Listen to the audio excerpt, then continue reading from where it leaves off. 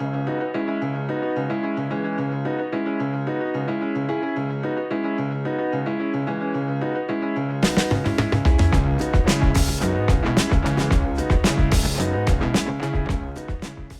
everybody, what you are about to watch is all the footage that we shot when we were in Little Rock, Arkansas not that long ago. Keep in mind you can plan your trip at littlerock.com. It's a cool place. I've been there many, many times in my life. Downtown is super walkable. You can hike at Pinnacle Park. You can check out Rattlesnake Ridge. You're gonna see some footage from around the Riverwalk district area in which we stayed, because we stayed at the Capitol Hotel, which is right downtown, fantastic. A lot of breweries that we hit. You're gonna see Lost 40 Brewing, had a great chat with them. Southern Tail, even went over to Flyway and Moody Brews as well. A lot of different areas around the Little Rock area. I think that you'll really enjoy it, especially if you like to stay somewhere that has a lot to do, that's really, really close, all within 15-minute walk. Very easy to get around Little Rock, Arkansas. Again, enjoy the footage, and don't forget, check it out at littlerock.com. And here we are. It is Sippin on the road, and it actually is like really on the road this time, because we are in Little Rock, Arkansas, at Southern Tail Brewing Company. We're at Moody Brews. Here we are hanging out at Vino's, and we are at one of the really good breweries here in Little Rock called Flyway Brewing Company. One of my favorite breweries that exists. I come here many, many times. This is Lost 40 Brewing. So let's go through some. Yeah, let's do it. Okay, so we're tasting 4 of our beers. All right. We're gonna start out with First Blush. Okay. I call it the beer for wine drinkers. It is a rosé saison, right? So traditional saison beer that we infuse with hibiscus, and Nelson Sauvin is the hop. So, cheers. Cheers. Yeah, Nelson, you guys that listen to the show a lot probably know Nelson's one of my very favorite hops. I love Nelson. Yeah. Smells good. It's really beautiful in the glass. I would say about 1 out of 3 people that order a rosé and we ask if they want to taste, they will switch to beer after that first glass of wine. Yeah, you get that for sure. For sure, Nelson is up and out. Yeah, that is, because I'm not a big wine guy, and rosé, which I just learned a couple of years ago, is basically a Cabernet, but not. Right, exactly, but I didn't know that. Yeah. I was like, oh, rosé, that's like what girls drink or whatever, and it's actually pretty good. So yeah, it's really easy, really an easy, approachable beer that has like a good flavor like you're talking about, which I think is really good, because you always want to try something if you're curious about craft beer, and I talk about this all the time, it doesn't always have to be IPAs. It can be something like you're talking about. If you like one, if you like different candies, what have you, there's flavors in beer that you can find that will match the palate that you're already used to, that you enjoy every day. Yeah, 100%. And like food is a humongous part of our program, culinary approach to brewing. Not to say that we're doing weird, funky stuff all the time. All right, so what's up next? All right, so First Fiddle. It is a American IPA. It's actually in honor of our friends Cliff and Susan, who are big fiddle players. But I think really nice, a little bit of haze on it, but not too much. What are the hops in this one? So I knew you were going to ask me that. I'm going to be honest, and I know I'm off the top of my head on the next one, but I don't know where we are on this one, so that's my bad. Well, no, I was just curious because on this one, this is an interesting. You can smell a little bit of that dank, pungent hop bite, but it's not. Again, this is not a punch me in the face bitter hop kick IPA. It's coming. Don't worry. Yeah, maybe I just needed to cleanse out my. Yeah, I mean, this is not our biggest punch you in the face IPA at all. But I like bitter. I was telling you, I love IPAs. I like bitter a lot, and this is, to me, if you like IPAs or you're curious about IPAs, this is one that it's not coming across as crazy bitter. No, and I think when I think about like super bitter, it's next on the lineup, right? So one of our #1 selling beers is Trust the Physics. That's the next one we're going to try with you. This is full on East Coast IPA. Right. You know, yes, you get Cashmere Centennial, but the big one here that's unique and one that everybody doesn't suspect is Idaho 7. Right? So you get like all the citrus flavor on this one, but you also get a little bit of resin, and some people really feel like they can get coconut too. So like a little bit of a different one on Trust the Physics here. We're also clocking a much higher ABV here. So we clip into the 7s, and I think this batch is at 7 too. Okay. Oh yeah, yeah, that's good. Yeah. That's really good. I'm an Idaho 7 fan as well. Another one of my favorite hops. So yeah, it's always interesting because people ask me a lot, oh, IPAs, I don't like this, I don't like that. And I got really, one of the things that started me down the rabbit hole of craft beer was I really got into IPAs, and I thought, how can I like some IPAs that don't like others? And then I started getting the hops. All the hops. And so many, we're talking about wine, like the first one here, there's so many hops can give off. There's so many different flavors. Yeah. And you were talking about coconut. I mean, Sabro that has that kind of coconut kick to it. There's a hop out of Japan called Sriracha Ace that gives off a dill kick to it. So you can get hops all across the board, but a lot of the times in this one, citrus tropical, really good, real easy, very approachable IPA. Yeah, and you still get the haze, right? Because we're putting oats in this, so like a good. I think velvety note almost. Yeah, you can see kind of hazed up a little bit there. Yeah, that's good. I like this. What was the name of this one? Trust the physics. Trust the physics.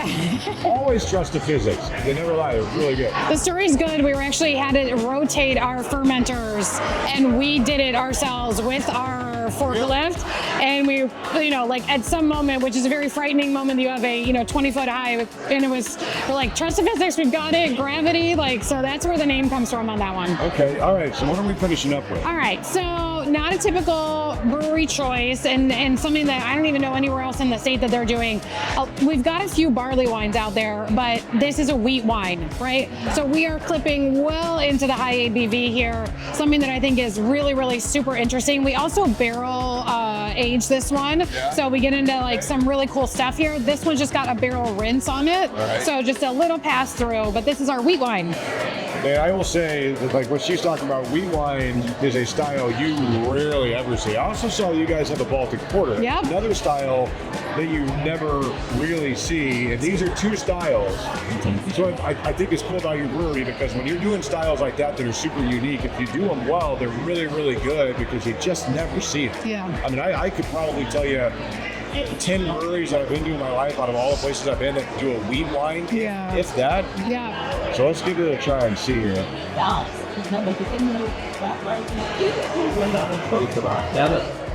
Oh my goodness. That is really good. That's fantastic. That is fantastic. Okay. Yeah, we're pretty proud of that one. Just really different and a great way to, I think, have with dessert or finish your night. Yeah, because it's sweet, but not cloying or anything like that. It's not like you're drinking dessert like a big pastry style, but you get a little bit of that sweetness, and that is really smooth. Man, that is fantastic. That's really good. In our travels to Arkansas, coming up here a lot, this is a brewery that is about to celebrate 1 year. So they've been around a little bit, and they do really, really good beers. Good beers. Small tap room. We're in the upstairs area of the tap room, this small little area that has these townhouses connected to it, little shops and stuff. Beautiful day, cool patio area and a balcony, but the beer is really good. And I'm drinking their New Ground Pilsner, easy, light drinking beer that's very approachable. And again, one of those types of beers I would say is crushable. So I think the ABV in this is 4.5%, but a light, easy drinking beer. And they have a couple of really good beers here. The last time I was here, they had an IPA on tap that I loved. It's really bright. They have a Cuban Pool Brown Ale, which is a brown ale that they are aging on coffee. And it's this one right here. And it's really, really good. This might be my favorite brew that they do here at Moody Brews, because you don't see a lot of brown ales. And when you do, if they're done well, brown ales are a fantastic style. So you have that. They have an Earl Grey ESB, which is fantastic, an ESB that they brewed with actual Earl Grey tea. So they're doing some creative things and doing some styles that you don't see a lot. Really cool place. If you're in the Little Rock area or you're going to come and visit Little Rock, this is another one of those stops that is not right off the interstate, and you may drive through and you're like, where am I going? But when you get here, I think you're really gonna enjoy it. So check them out. It's called Moody Brews. It's very well worth your time if you're planning an Arkansas beer trip, so cheers. Vino's is an Italian place. They do their own pizza. Really good pizza, by the way. And this is one of those places they brew a little bit of their own beer, but also have some other taps as well. And so we're sitting here drinking the classic IPA, just a West Coast style IPA, kind of a little bit of an old school feel to it, a little bit of that malt in there, but some nice bitterness as well. really, if you like IPAs and you miss what they used to be about 10 years ago, then you're gonna enjoy this. It's a classic American style IPA. But as you can see probably behind me, art on the walls, really good pizza, kind of a chill, more artsy vibe to this place. Only been here one other time and it was several years ago. So kind of interesting to come back and see what it is now. But again, they had a stout on tap, they had a light lager, IPA, so a handful of their own beers, but worth checking out. So when you're in Little Rock and you're hitting the beer scene, make sure that you put Vinos on your list. Cheers. Flyway's been around for close to a decade.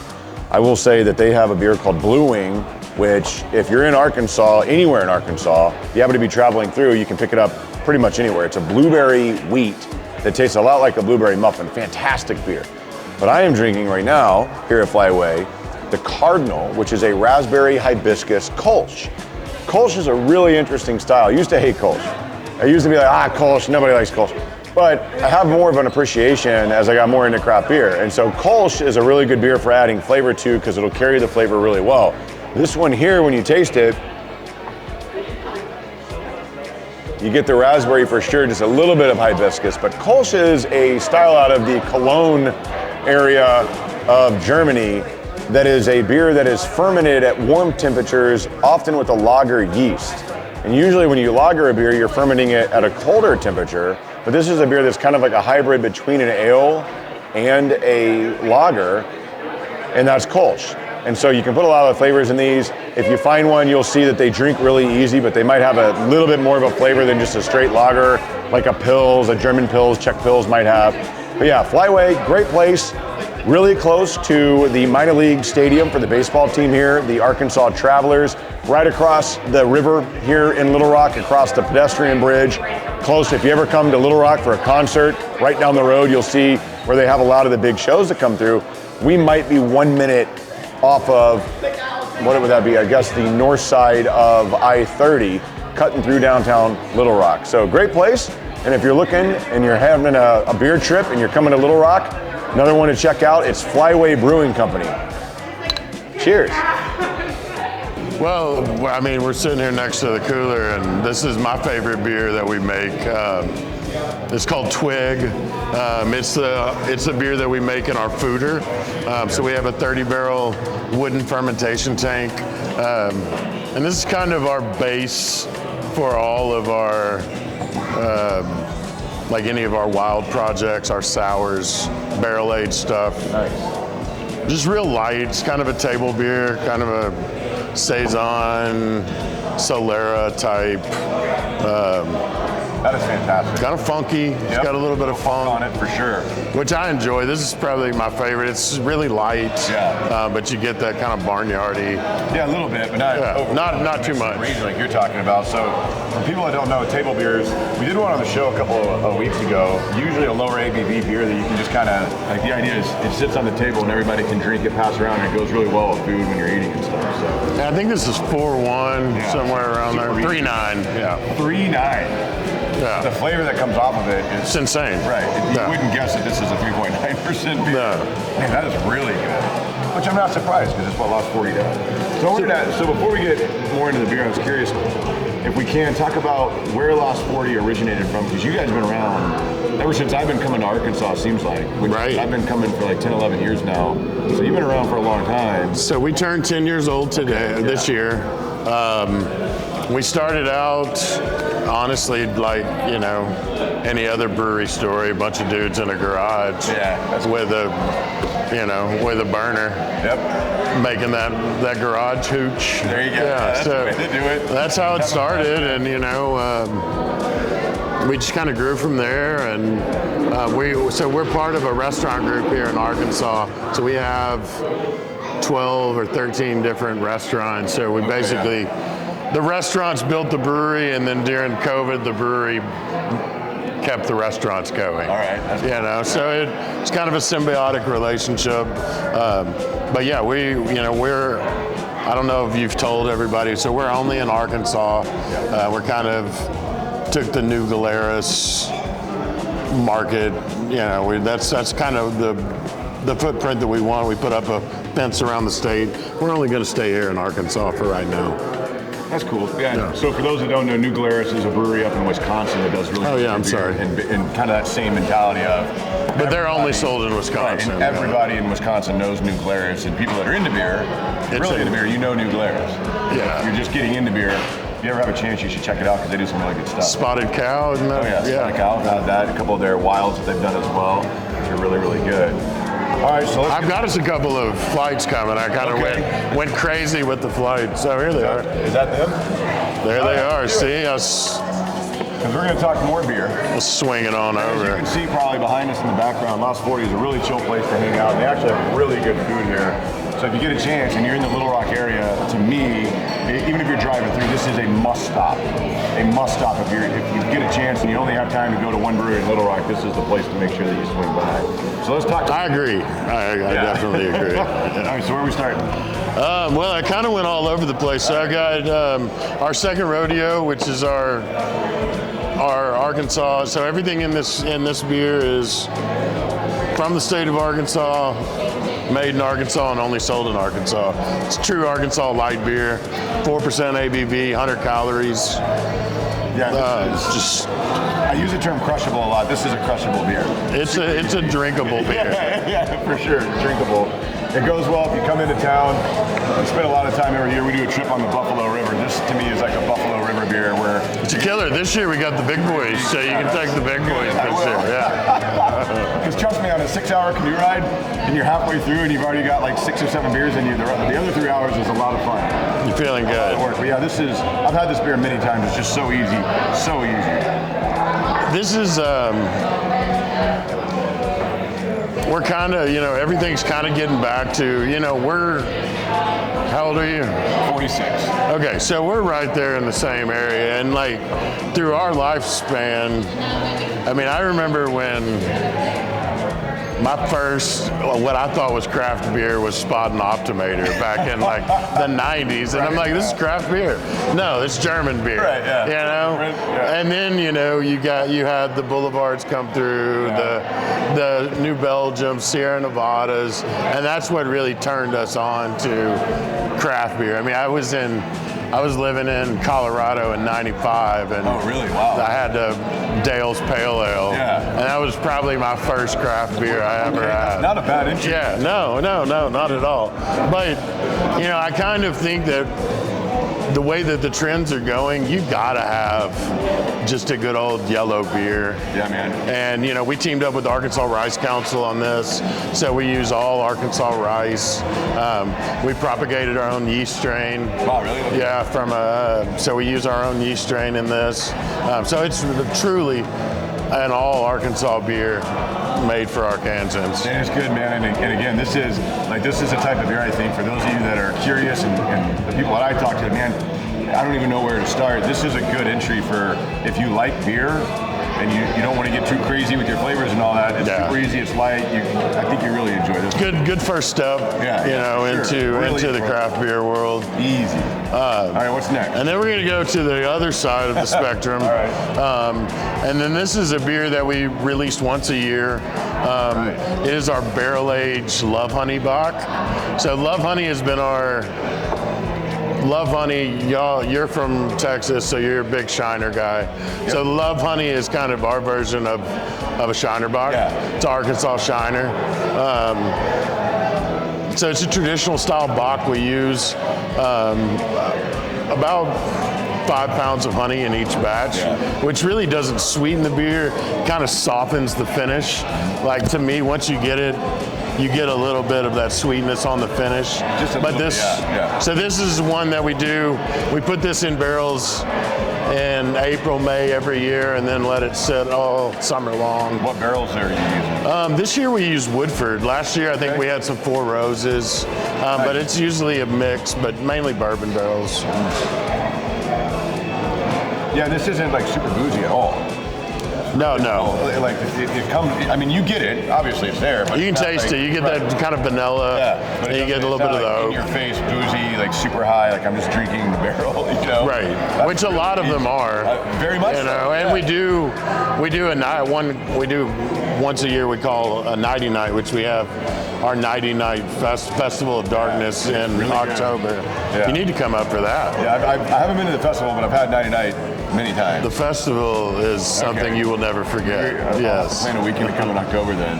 Yeah, this should, is fantastic. man. This is smooth and so easy. Yeah, really, really tasty. And like I said, we put this out right before Valentine's. This is our Valentine's Day beer. What's the ABV on that?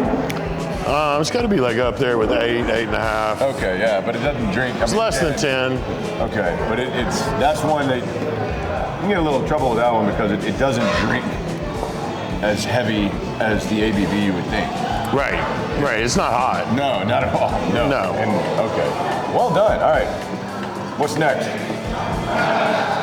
Well, I've got two of our hazy IPAs, our newest hazy IPAs, and I don't really know which one is which, so we're going to smell them. So that's how you know, like when you can smell it, you go, oh, this is this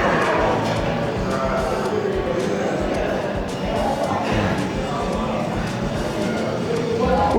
Ooh, so this is going to be the Rooster. Okay. Yeah, I think it's that one. Yep. The Rooster Illusion.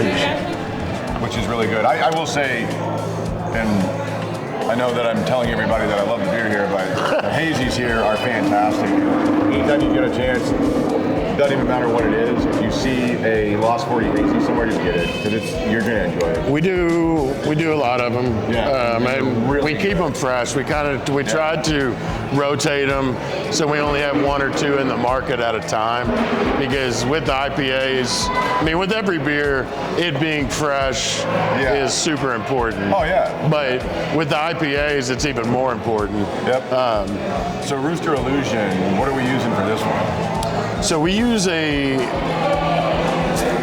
superdelic, like funkadelic hop. It's from New Zealand. Yeah, I've had. So Jerry Bear, our head brewer, he went over for the hop harvest last year at New Zealand and got to pick out some hops. And this is one that he brought back. I think we're one of like 10 breweries in the States that are using it. Yeah, but I've seen it a couple times. Yeah, super juicy. Very much so. I was going to say, because this is a really juicy style beer that's just, it's not, I mean, obviously it has bitter in it. Like you do get a little bit. Right, but it's very fruit forward. Yeah, very fruit. It's more so juice than it is that bitterness that a lot of people think of when you're talking about IPAs. And I tell everybody this all the time is, you can enjoy IPAs and it doesn't have to be a West Coast bitter hop punch in your face. You can have this that's, I think, really easy. I've turned more people on to IPAs with this Rooster Illusion than any other IPA I've ever had. It's like way more like tropical, juicy, fruity type juice than anything else. Yeah, I mean it's like the perceived bitterness on this is really low. 100%. Yeah, you get a little bit at the finish, but it finishes soft. Not much, yeah. So what's the other one? The other one is our Juicy Details, which is basically. Is this a new one? This is a new one. This is a new year-rounder. I don't know so this is Rooster Illusion Light. And yet different. Different hops. Definitely different hops. You picked that up immediately. But about 6.3 ABV, where the Rooster is about 9.